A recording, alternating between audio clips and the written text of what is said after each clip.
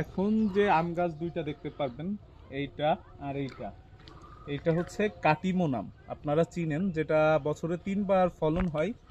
আমগুলা লম্বা লম্বা হয়, কিছুটা ব্যানানা ম্যাঙ্গোর মতো দেখা যায়, এইটুকু সাইজ হয়, কিন্তু এই যে কাঁচা অবস্থায়ও মিষ্টি আর পাকলে খুবই সুস্বাদু। এটা যারা যারা কাটিমন আম খাইছেন তারা বুঝতে পারবেন। উঠো দিত অবি। বাইরে 10 কেজি হয়েছে, 15 কেজি হয়েছে, এই 10 কেজি হয়েছে, তুই এই 10 কেজি পাবি নিয়ে যা। হ্যাঁ সেটাই তো কথা। তো আম গাছ ভাই প্রত্যেকটাই বল আসছে। তাই তো দেখতেছি, এটা তো পুরো সেই ইয়ের মতো, মানে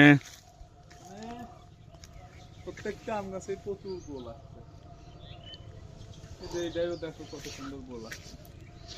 লিচু এটা আসবে। হ্যাঁ লিচু তো আসবে, লিচু এই যে আসা শুরু হয়েছে অলরেডি। এই যে মুকুল আসতেছে, এই যে লেবু গাছে দেখো কি পরিমাণ ফুল হয়েছে।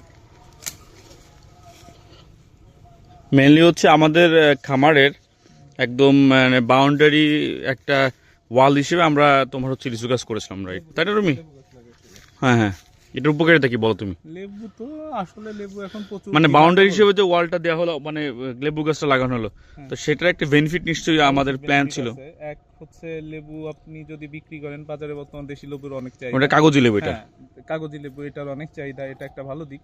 আর হচ্ছে লেবুর গাছের কাঁটাটা হচ্ছে কিছুটা বাউন্ডারি হিসাবে কাজ করে, মানে হঠাৎ যে কেউ আসলেই ঢুকতে পারবে না, কারণ লেবু গাছে প্রচুর কাঁটা হয়।